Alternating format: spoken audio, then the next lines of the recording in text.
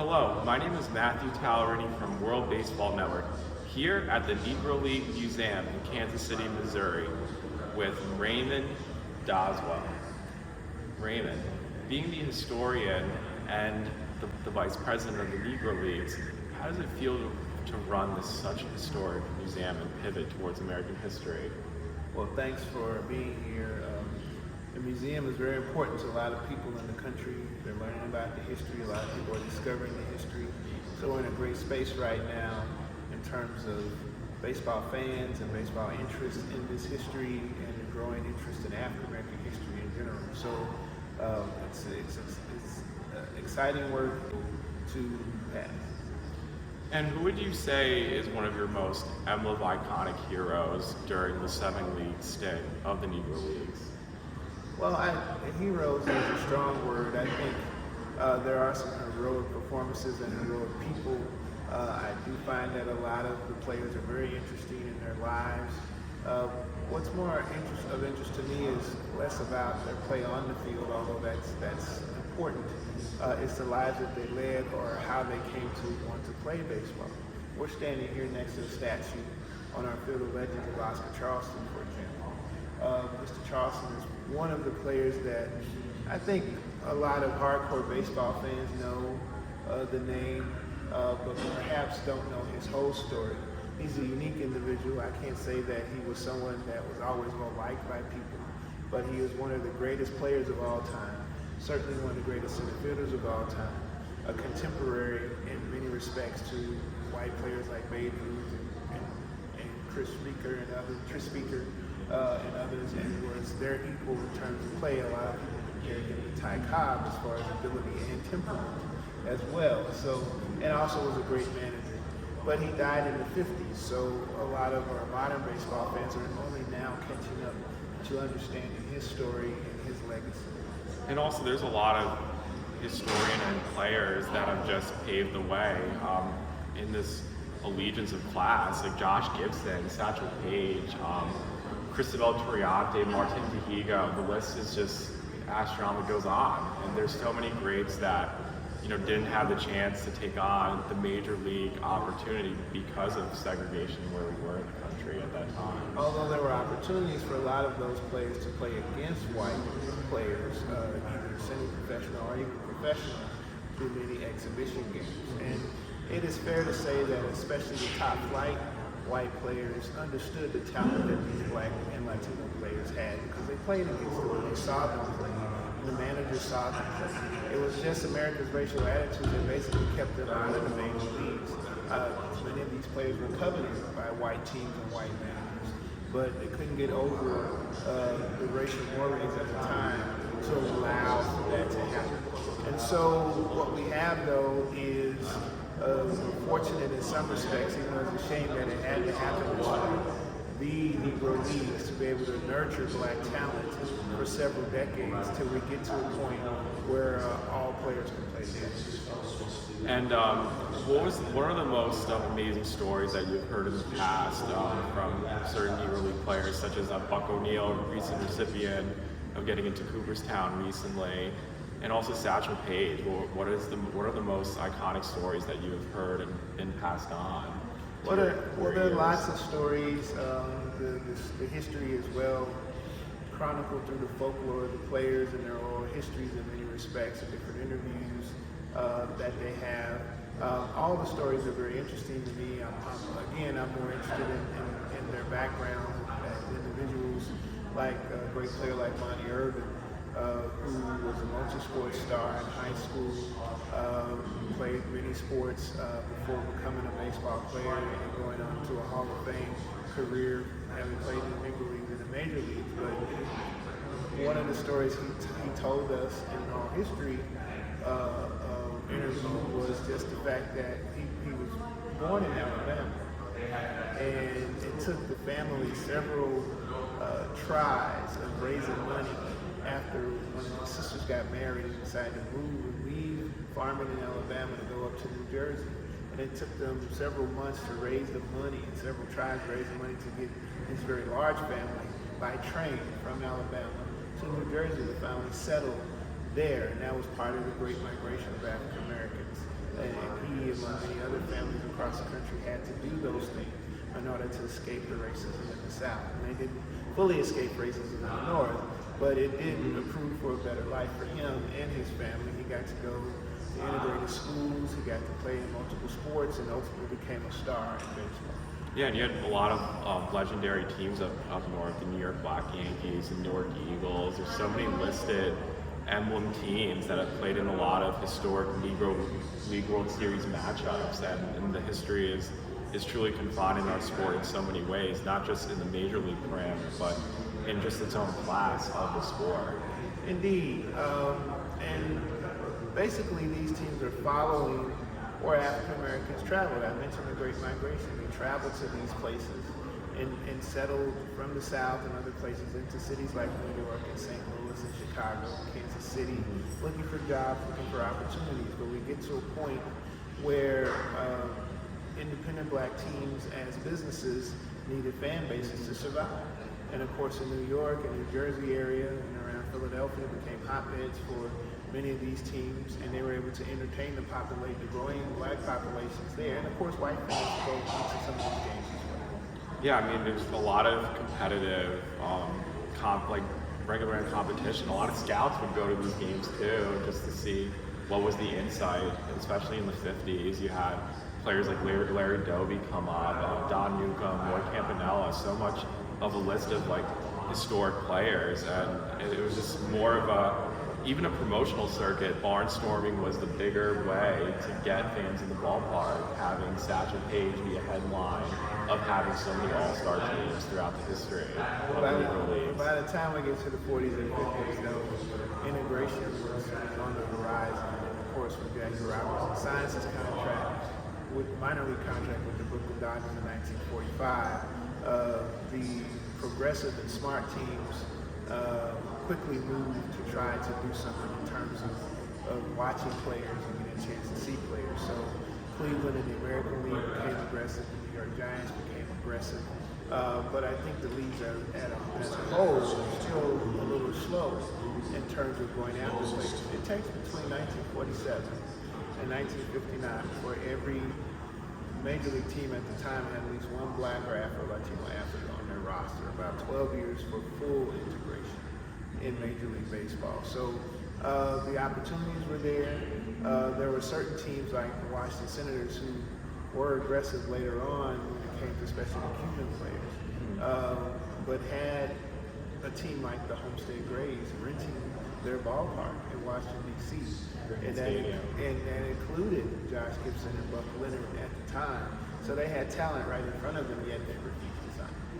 Yeah, I mean, it's just there were so many barricades, barricade and parameters that, to Josh Gibson, he was so capable that even if we just see with certain stats and barely the highlights of he was the Black Babe Ruth, like he was an iconic stature. Or was Ruth the White Josh Gibson? Right, the reverse intangibles. I think that's important. No one's going to denigrate Ruth. Ruth was a great player, but these black players can stand on their own in terms of what their lived experience was and what their baseball experiences were.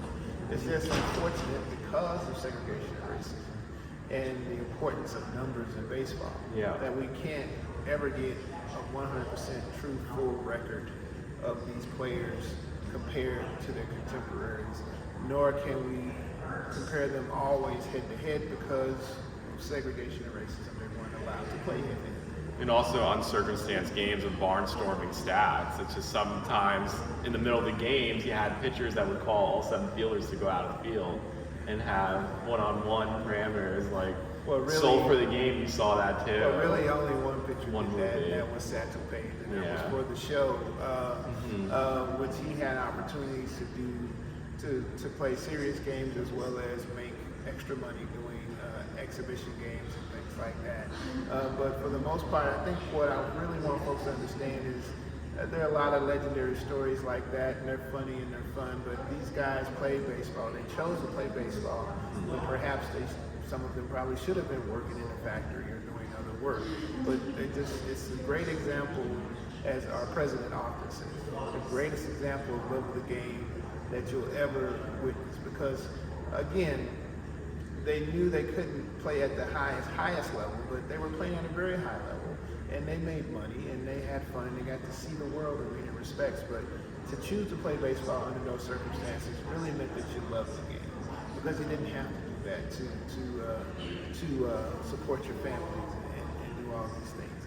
And as a result, it's because of that love of the game and the fact that the Negro Leagues allowed them a forum to nurture their talent, were able to have great talent of players like Robinson and Doby in that incubator.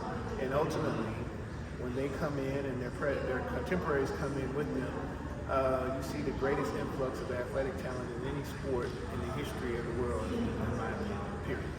Yeah, and it goes a lot of the intangibles too, with seeing the talents that were even in the winter leagues. For example, there's a lot of great Negro League players that played in the winter leagues in Puerto Rico, Mexico, Venezuela at the time frame of the mid 40s and the cusp of the 50s. And it's just interesting to always like have the insight of what the countries were like being integrated. Like they felt at home playing in Puerto Rico and Mexico. Just a lot of the predominant ends of Latin America were influenced by these players.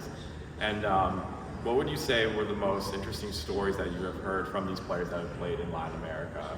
Well, it's just that, especially for those players who played in the Dominican Republic in the 30s, just the strong tide of politics that baseball had in those countries, and the challenge that they had playing under the specter of the political atmosphere that was going on in the Dominican at the time. So it was quite a challenge for them. It was very nerve-wracking for them in some respects, but they went and they were able to make quite a bit of money, much to the chagrin of the Negro League owners, which did not look very favorably upon their going down there at the time. And then this happens a little bit later with the Mexican in the 40s as well. So it became a bit of a challenge, but at the same time, the Latino player coming to the United States also had to endure many of the same indignities as black players in the United States. So they had this competitive brotherhood that I like to say, that they had to manage and help each other in order to survive. Yeah, it's always interesting hearing players like Ray Dandridge, Martin Higo, play in these affirmative leagues. Like Mexico was one of the top leagues in the world at one point. I mean, you had the Diablos de Rojo teams that carried players like Ray Dandridge, and it's just interesting to note the history of the international scale and the magnitude our sport has, even outside the States, because it's only going to keep growing, let alone of what we're seeing in today's time frame. Yeah, and it's amazing to see like tournaments like the World Baseball Classic evolve and everything else. Like it's cool to see like the Dominican Republic, Puerto Rico, teams that have so much, history, let alone, and the players that are evolving in those countries, growing the sport. And back then, especially in places like Mexico, for the Black American athlete, but now that's not to say that there weren't race issues in those countries, but less so as far as the experiences that the Black American athlete had in the United States than when they went to those places. They were lionized in those places.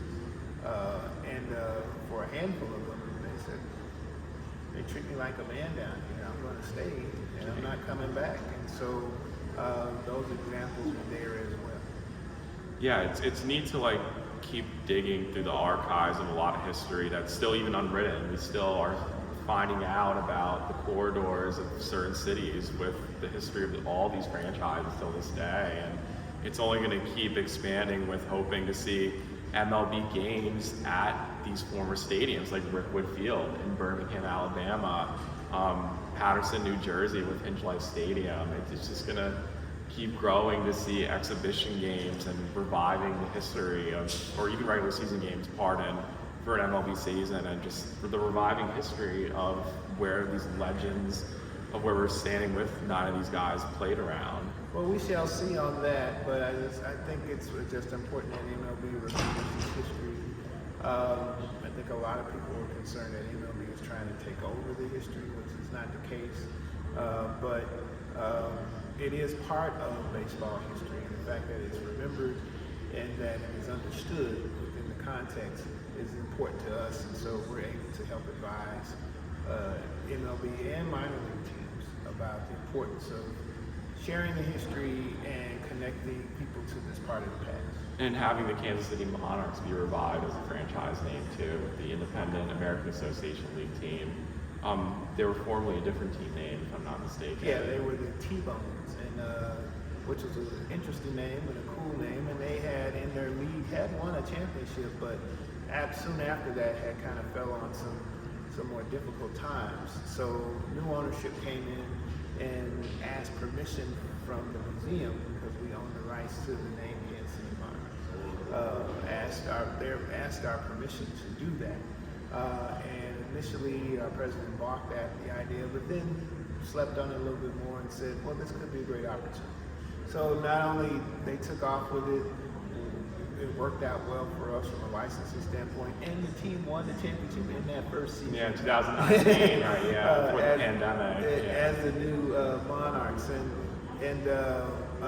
this worked out really well, and so they continue to do very well. So we're proud of them, and it's a very important part of spreading the history around our community. What was the biggest task you guys had to deal with during COVID?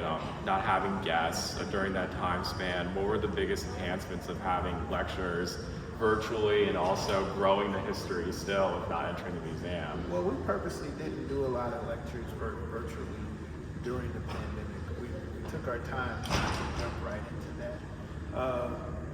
We did, once we had a target date for reopening the museum after the mandatory shutdowns, we did make some changes in the exhibit. Some changes that we've been trying to work on for a while, including enhancing the section that talks about the integration of baseball.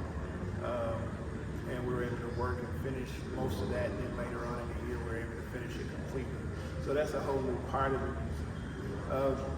We actually did, it sounds kind of weird, but we did quite well during the pandemic in terms of the fact that it hit during the 100th anniversary of the Negro. We had big plans in terms of activities during the year, but everything got scuttled because of the pandemic. And as a result, people were very generous in terms of supporting the museum because the plans were scuttled. We were able to do a few of those things the following year. And so we had a groundswell of donations, but that was offset by the fact that attendance, obviously we missed a big chunk of attendance because we were closed. And then because there were no fans traveling with the visiting baseball teams once the season got going, there was a much reduced attendance at the museum as a result.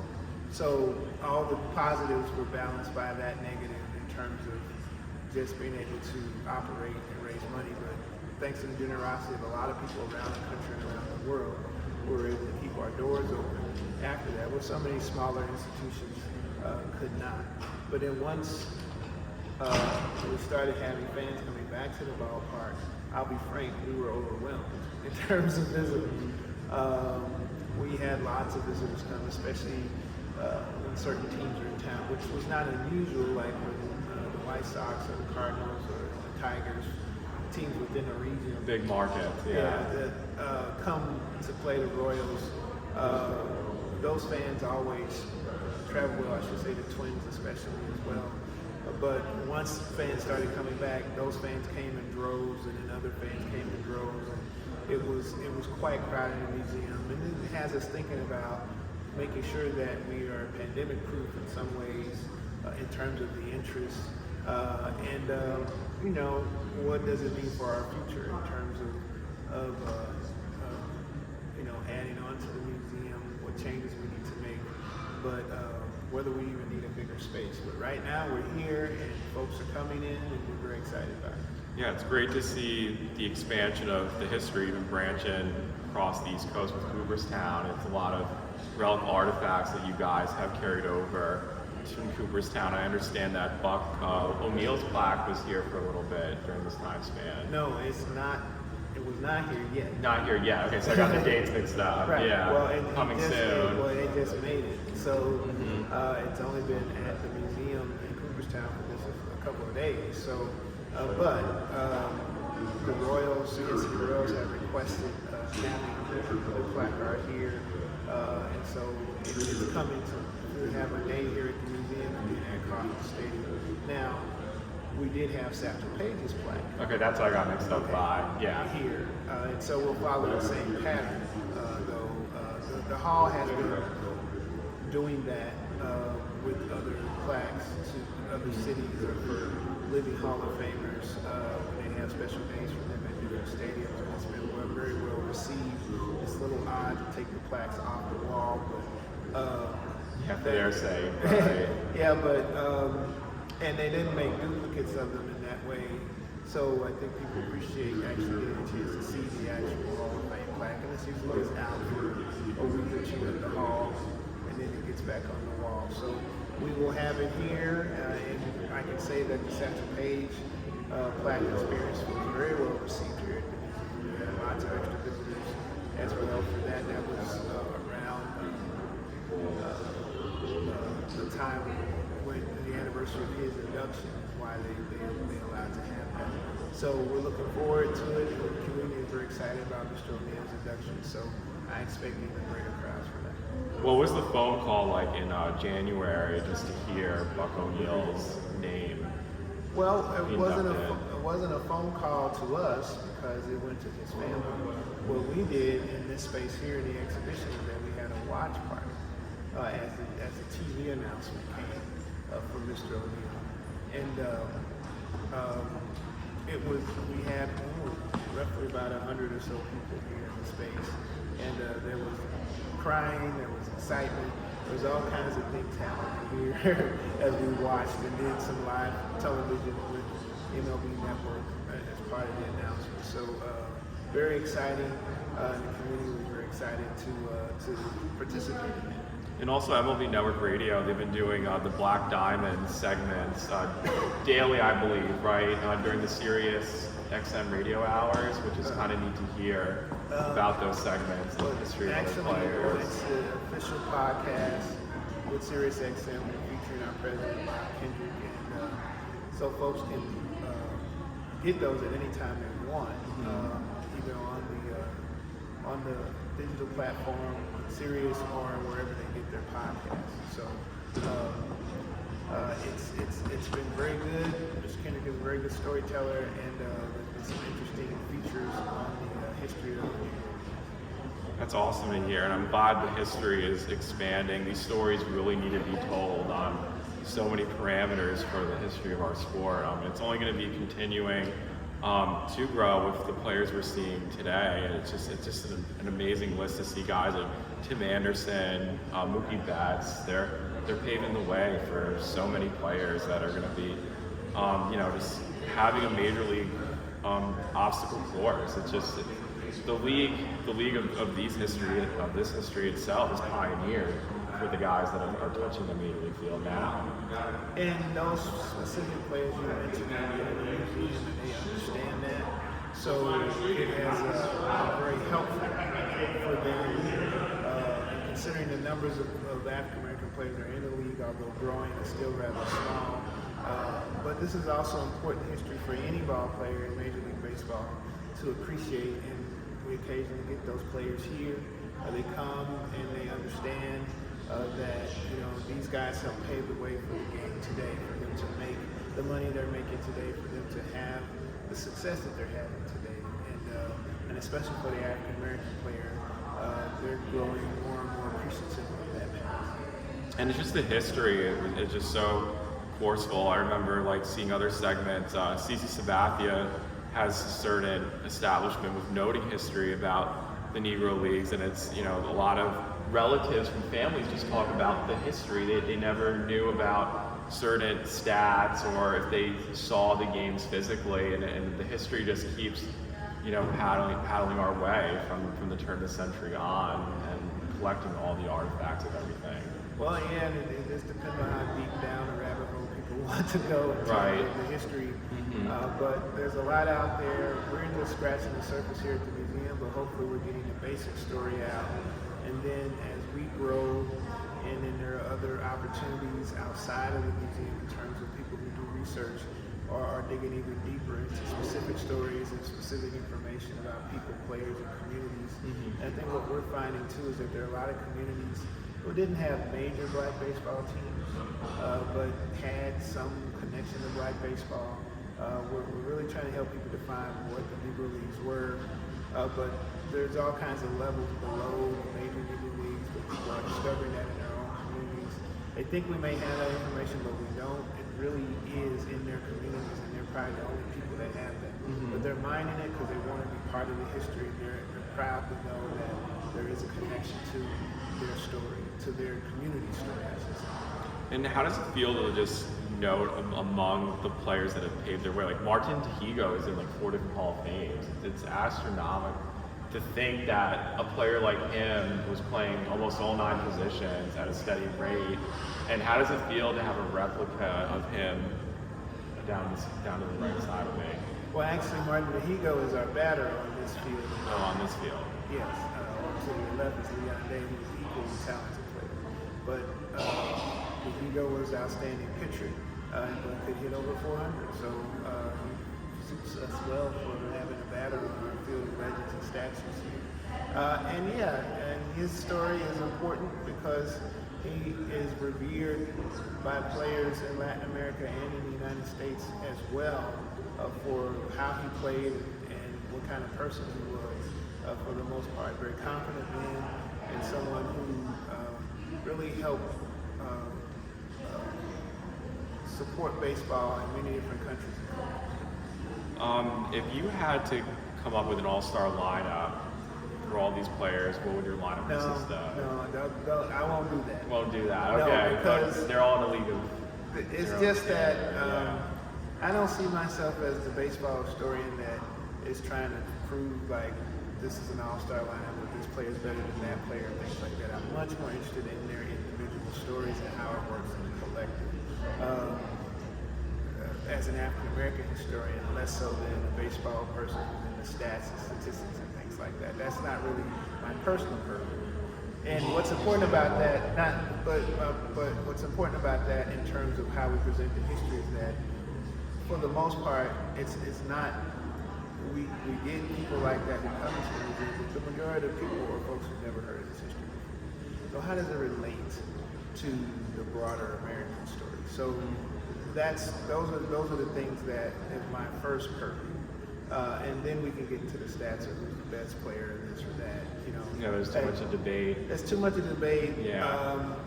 You still have eras of history too that sometimes it's hard to compare players within eras as well. For example, some might say it's Satchel Paige, Standard talent, yeah. The greatest pitcher, but 20 years before him, people would say Smokey Joe.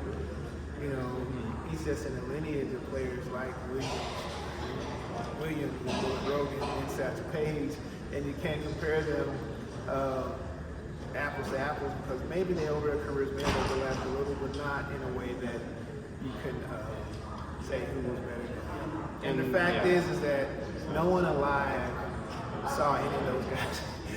saw Williams or Rogan play. So I avoid those debates, but understandable. But I think it's fair to say that what historians and what we know from contemporaries is that there is a good group of players that stand out above others. However, part of that too is that there are lots of players who may have been better than those, but the players that I mentioned, Williams, Rogan, and Page, are the ones that are getting the biggest headlines even in their time. Whereas there could be lots of other players who had even better individual seasons or things like that, but we don't know much about them because, again, we don't have the same news reporting, we don't have any pictures of them. Sometimes it goes with what needs to be expressed.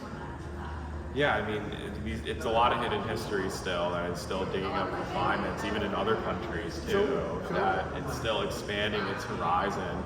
in our pastime, and let alone, but I would love, just the enhancement of history for people to come down to Kansas City, learn about all the 7 leagues, because it's a cherish among what our sport had to go through, let alone, yes, in a time frame of what it was, but these are the iconic major league players that are deserve everything to even still be major, and Seed Heads has put it on the forefront in 2020 in December. So yeah, so we just want to encourage folks to come down when they can. We're open in the summer, a few special hours on Monday, but generally we're open Tuesday through Saturday, and abbreviated hours on Sundays. Especially through the end of the baseball season, it's a good time to come, catch the Royals, catch the barbecue, come to the museum, and really spend about 90 minutes here is a good barometer in terms of time to spend and read all the exhibits, see the artifacts, shop at our gift shop. And maybe you come at the right time, check our website, and maybe a special program or two that might be going on, like